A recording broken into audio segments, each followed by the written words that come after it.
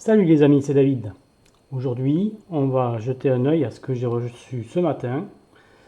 Trover, nouveau personnage pour Too Many Bones. Alors, c'est la version anglaise parce qu'elle n'a pas encore été traduite. En fait, sur le site de Chip Theory Games, le 1er avril, on a vu apparaître ce personnage-là. Et évidemment, c'était le 1er avril, donc on se demandait un peu tous si c'était une blague ou pas, parce qu'il est il est un peu atypique, il est un peu particulier, puisque c'est un kobold en fait. C'est pas un Gearloc, mais c'est un kobold qui aimerait tellement être un Gearloc qu'il va essayer de se déguiser et de se comporter un peu comme eux. Donc c'est très marrant déjà dans l'idée. Alors dedans, évidemment, vous avez tous les éléments que vous avez avec un Gearloc de base, hein, avec quelques petites variantes, on va le voir en détail. Voilà, donc quand on a vu ça le 1er avril, alors moi c'est simple, hein, mon stand n'a fait qu'un tour, j'ai commandé évidemment. Mais voilà, donc il n'y a pas eu encore d'infos, je crois pas, hein, de Lucky Duck pour la traduction de Trover. Mais bon, je ne doute pas que sur le groupe Facebook dédié à la traduction de Too Many Bones, il y aura probablement assez prochainement une traduction des éléments de ce personnage, parce qu'en fait, dans un personnage comme ça, la seule chose qu'il y a à traduire, en fait, c'est les fiches qui l'accompagnent. Hein. Après, les dés, c'est des symboles, hein, voilà, donc ça c'est pas un énorme boulot de traduction, donc voilà. Alors, qu'est-ce qu'il y a dans la boîte? Alors, c'est livré, il est livré. Bon, là, la boîte est vide hein, parce que j'ai tout sorti. Hein. Mais bon, c'est la qualité habituelle de Chip Theory. D'accord, donc avec la mousse, hein, et là, vous avez le pack de dés. Voilà. Alors, c'est un personnage un peu particulier parce qu'il n'a pas beaucoup de dés, hein, il a 6 dés. Ils sont là. On voit aussi qu'on a à disposition un petit sac. Voilà. Petit sac très bonne qualité, hein, c'est un peu du velours quoi. On n'a pas une fiche mais deux d'explication pour le personnage. Et le tapis à néoprène qui est le standard chez tous les personnages, mais comme c'est pas un Gearloc, vous allez voir qu'il y a quelques petites variations aussi. Et on a des jetons. Donc on a le jeton du personnage qui est là, c'est lui. Donc ça c'est la face lorsqu'il a son plan B qui est complètement accompli, hein, son innate, son pouvoir inné. Et ça c'est la face de base. Et ensuite, on a deux personnages supplémentaires qui vont être en fait des mannequins qu'il va pouvoir invoquer. Et on a ce compteur là, qui est double face, mais en fait les deux faces sont identiques, et qui va permettre de suivre le décompte des dés, parce qu'on s'aperçoit des os.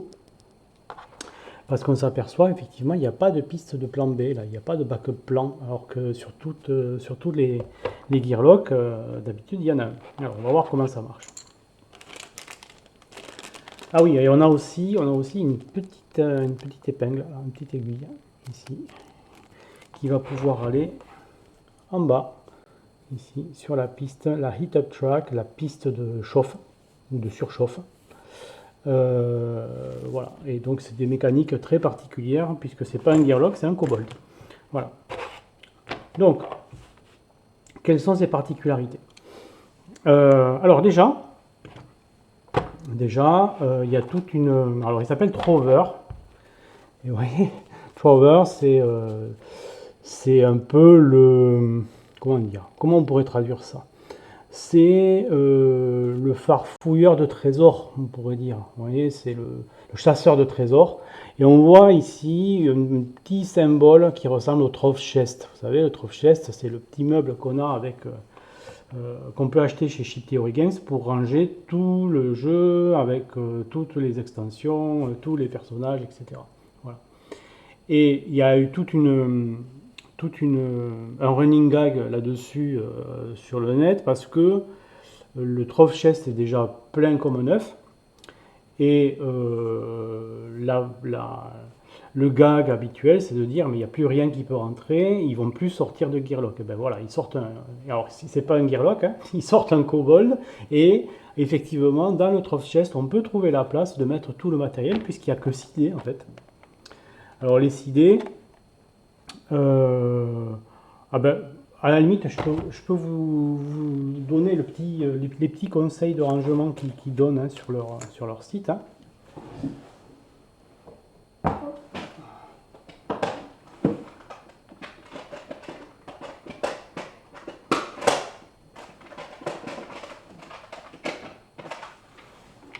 Alors, si vous avez le Trove Chest,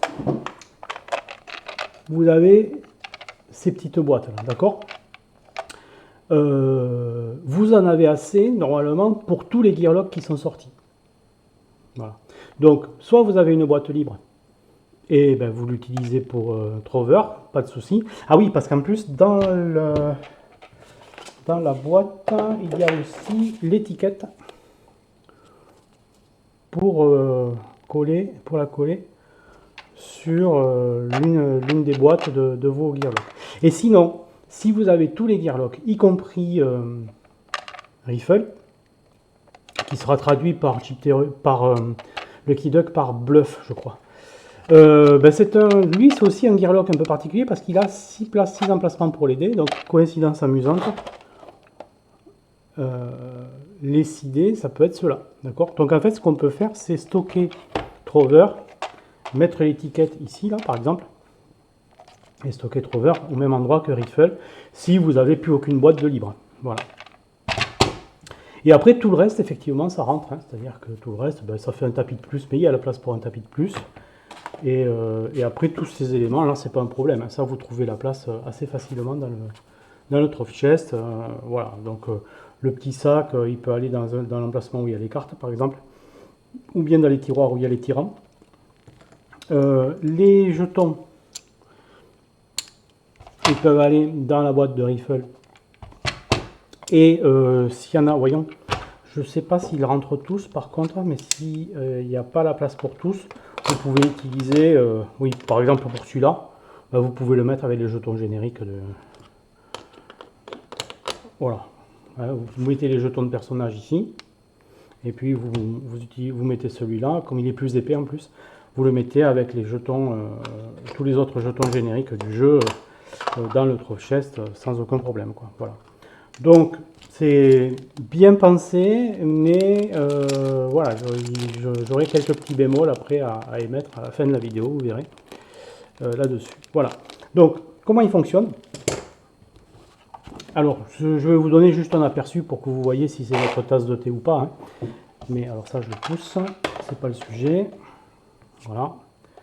Alors ben, la mise en place c'est pas compliqué. Ah oui, alors les dés de caractéristiques, ben, ils vous disent de prendre les dés de n'importe quel autre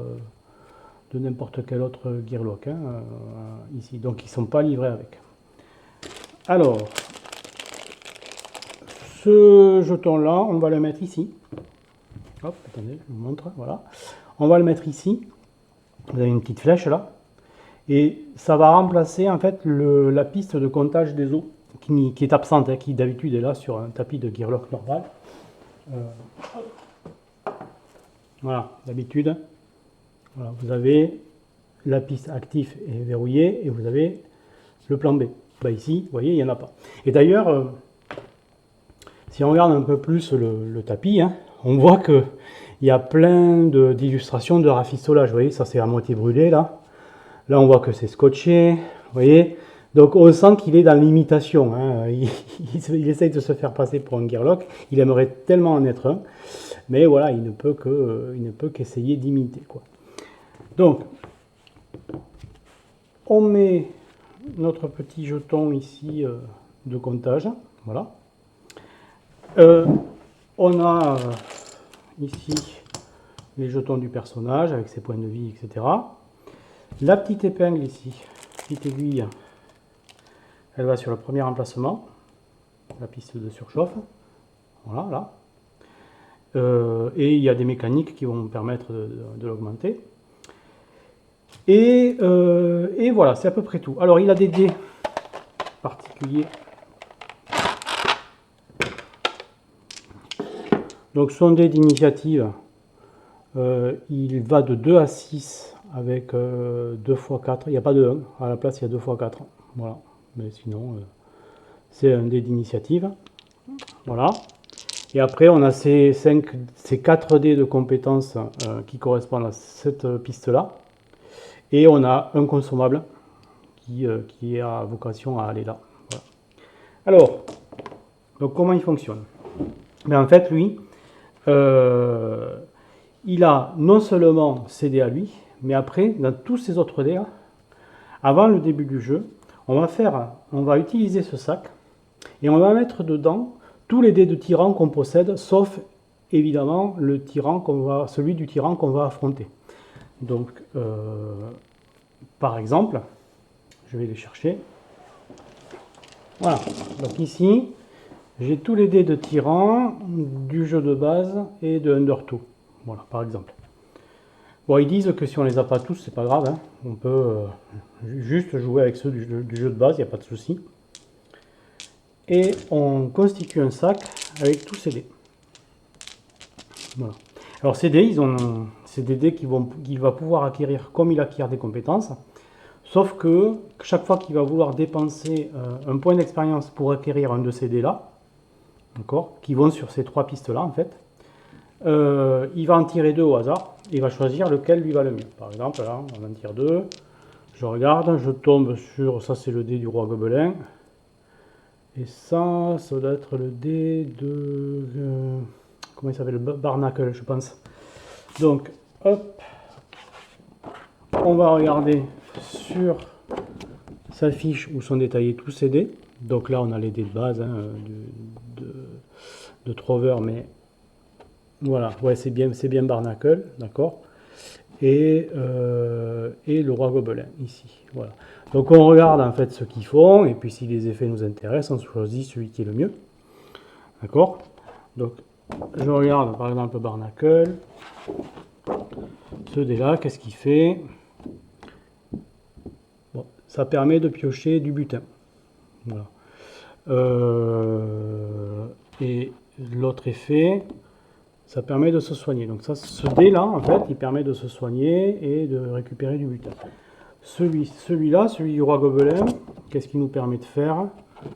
Alors c'est un dé qui est plus offensif puisqu'il permet de faire des dégâts aux monstres, ou bien il peut permettre de doubler la valeur d'un nombre de n'importe quel nombre de dés d'attaque lancés à ce tour. Donc ça c'est un des plus offensifs, ça c'est un des plus défensifs. Donc selon ce qu'on veut faire, on remet l'autre dans le sac et on choisit celui qu'on veut. Et alors la piste sur laquelle il va aller, ça va être la piste qui correspond au type de tyran à qui il appartient. Alors le roi gobelin par exemple, c'est un gobelin, d'accord. Donc elle va aller sur A Study of Smashing, c'est-à-dire Smashing, c'est la piste rose ici. Donc ici, voilà, on va le mettre là pour un point d'expérience. Et quand on n'a plus de place, on ne peut plus en mettre, tout simplement, d'accord. C'est-à-dire qu'en fait, on remplit la piste de gauche à droite et on peut plus en ajouter quand on a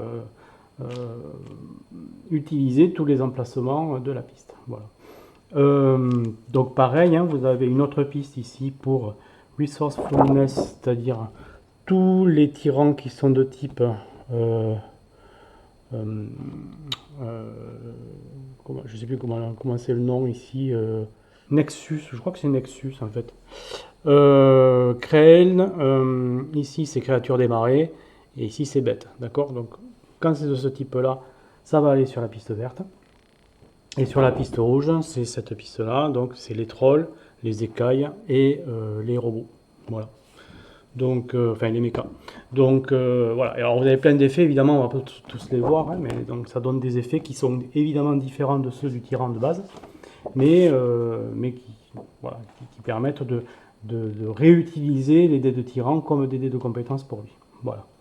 Donc, et après, vous avez donc ces 5 dés là que je vous ai montré, donc le consommable et les 4 dés de Trover qui sont expliqués ici, hein, comme d'habitude. Donc là, évidemment, comme il y a énormément de dés, ben, ils ont pris une face pour l'explication des dés. Et sur une autre feuille, vous avez, le détail de chacun des icônes qui est employé sur les faces de l'explication des dés, quoi. Voilà, du détail des dés. Donc voilà. Alors, dans les choses dont il dispose, il n'y a rien de bien, comment dire, original, mais c'est plutôt la mécanique hein, du personnage qui est plus originale, c'est-à-dire qu'en fait, comme il n'a pas de plan B, chaque fois qu'il va tirer des os, premièrement, chaque fois qu'il tire un os, même que ce soit sur l'attaque ou la défense, ou bien donc sur ce dé-là, bon là les os sont rouges, ça veut dire qu'on est obligé de les accepter. Vous savez qu'à Too Many Bones, quand vous lancez un dé, vous pouvez toujours ne pas l'utiliser. Votre lancer est perdu, mais vous remettez ce dé dans son emplacement d'origine et vous ne l'avez pas utilisé. Ben là, chaque fois que Trover va utiliser un os, il va être obligé de valider le dé, c'est-à-dire que de s'en servir comme un os, quoi. Donc ce que ça donne, c'est que chaque fois qu'il obtient un os, il va augmenter cette piste du nombre d'os. Voilà. Donc, et alors le dé en question qu'il a lancé, quand c'est un dé de compétence, c'est-à-dire un dé qui était là au départ, pas les dés d'attaque ni de défense, au lieu d'être défaussé, il va aller sur cette piste ici, la piste de chauffe, d'accord? Voilà, donc admettons, voilà, ok, chaque fois qu'il l'utilise, jusqu'à ce qu'elle soit pleine. Elle peut accueillir jusqu'à 6 dés. Si elle est pleine et qu'il doit encore utiliser des dés, il va les défausser normalement, ok? Et au début de son tour, il récupère les dés, un nombre de dés qui est égal à la valeur de l'emplacement où il épingle. Là. Par exemple, si l'épingle est sur 2, ben, au début de son tour, il va récupérer les 2 premiers dés de la piste. Voilà. Donc c'est excellent parce qu'il peut réutiliser plus facilement les dés de compétences, quoi. Voilà.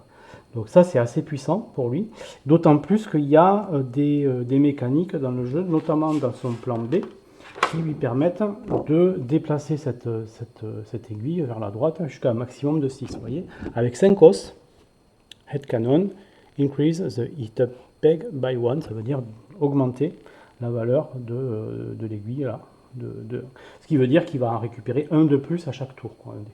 Donc c'est des dés en fait qui sont ici dans une zone intermédiaire entre la défausse et le jeu, et du coup tous les dés qui sont là, ils sont potentiellement récupérables, quoi. Donc ça va lui donner un aspect assez puissant, quoi. Voilà. Alors après, qu'est-ce qu'on a dans le plan B? Dans le plan B, pour un os, il peut remplacer un dé de tyran qui se trouve là-dedans par un dé au hasard dans le sac. Donc c'est pas mal quand même. Alors il perd la compétence, mais il en gagne une autre. Bon. Ça c'est pas mal parce que comme les compétences auxquelles il a accès dans le sac, ben, c'est tiré aléatoirement, ça lui permet de quand même refaire des tirages si jamais il n'est pas tombé sur des dés qui sont super ou bien qui l'aident beaucoup. Ça c'est pas mal. Et puis ça coûte qu'un os. Hein. Pour 2 os, il peut se soigner de 2 points de vie, bon très classique. Hein. Pour 3, cosplay, ça veut dire déguisement. Déplacer un dé d'un des emplacements actifs qui est là vers un de ces emplacements verrouillés. Donc si vous avez un dé de défense, vous pouvez le mettre là et vous allez le garder d'un combat à l'autre, par exemple. 4 Total Fanboy pour 4 os, il peut faire jouer un mannequin ou faire des dégâts à sa cible qui sont égaux au nombre de dés qu'il y a sur la piste. Donc là, s'il y a 3 dés, ben, il peut faire 3 dégâts sur sa cible, quoi. Sur sa cible, quoi. Voilà. Et après, donc, augmenter l'aiguille de 1. Et là, après, il augmente à son inné plus 1. Alors oui, le son inné, ben, c'est la façon dont il monte en expérience. Donc ça, c'est ce qu'on avait dit tout à l'heure. Hein. C'est-à-dire, il pioche 2 dés. Quand il gagne un point d'expérience, il va piocher 2 dés et il choisit un dé du sac. Et quand il est en plus 1, à la fin de la phase de récompense, enfin au début de la phase de récompense, pardon, il pioche 3 dés ici, et c'est parmi ces dés qu'il va pouvoir euh, euh, piocher ces dés de compétences s'il convertit de l'expérience en compétence. Voilà. Donc ouais, c'est original, hein, c'est encore une fois, bon, on a une équipe qui est très imaginative hein, chez Chip Theory.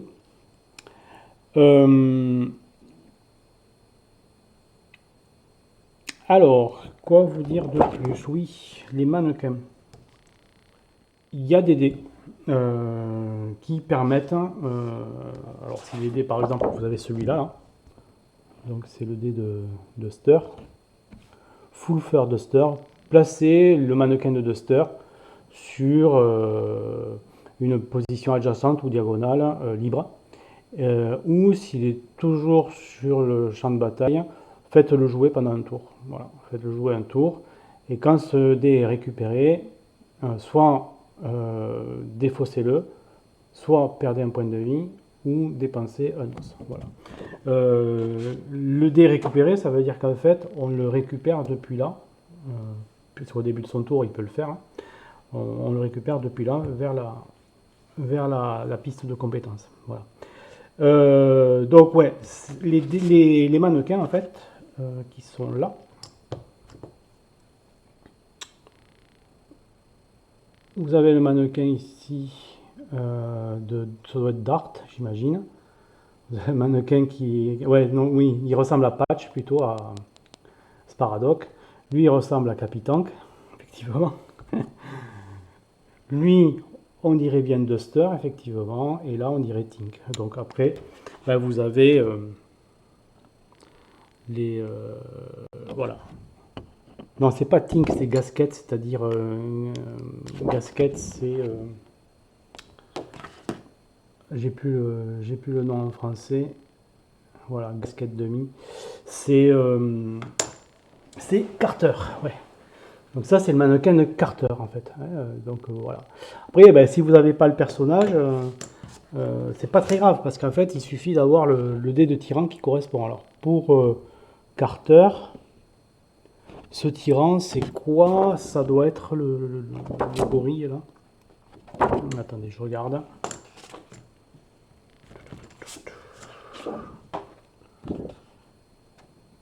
Ouais, Colossum, voilà. Si vous avez le dé de tyran Colossum, vous pouvez placer le mannequin de Carter, voilà. Et Colossum, c'est dans Undertow. Donc il doit être dans mon sac là. Voilà. C'est celui-là. D'accord. Donc si vous prenez ce dé de compétence là, enfin ce dé de tyran là, vous allez pouvoir jouer et positionner le mannequin de Carter, par exemple. Donc voilà, il a 2 points de vie. Il a compound. Compound, c'est mu en français. Enfin, ça a été traduit par mu, c'est-à-dire il a autant d'attaques que le tour en cours. Voilà. Alors oui, le petit bémol dont je voulais vous parler, c'est que en fait, ben, on voit que c'est un peu le pouce au crime, c'est-à-dire que comme il utilise des dés de tyran que vous n'avez peut-être pas forcément, il y a un peu derrière une incitation, enfin pour moi qui suis collectionneur en plus, il y a derrière une incitation à acheter toujours plus de matériel, voilà, de gearlock, de personnages. Bon, évidemment, ils disent bien que c'est pas indispensable, hein, que voilà, le personnage peut très bien fonctionner juste avec les dés du jeu de base, etc., etc. Certes, on entend, mais vous comprenez bien ce que je veux dire. On a tous un petit peu l'envie qui nous gratouille un petit peu et on se demande ce que ça pourrait donner avec tous les autres dés, surtout que là, on voit hein, sur la feuille que il y a des capacités bien particulières pour chaque dé de tyran qu'on va rajouter dans le sac. Donc voilà. Oui, alors autre chose que j'ai pas dite, le plan B là, en fait il est circulaire, c'est-à-dire que si vous dépassez 6, ça retombe à 0 et ça peut plus augmenter jusqu'à votre prochain tour. Donc ça peut être punitif, d'accord? Donc faut bien gérer ces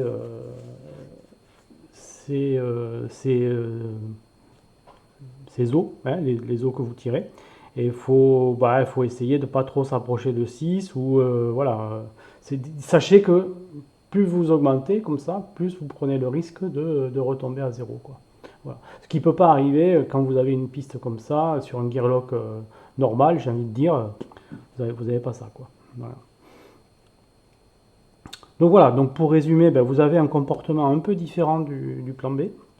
Voilà, vous avez un système de récupération des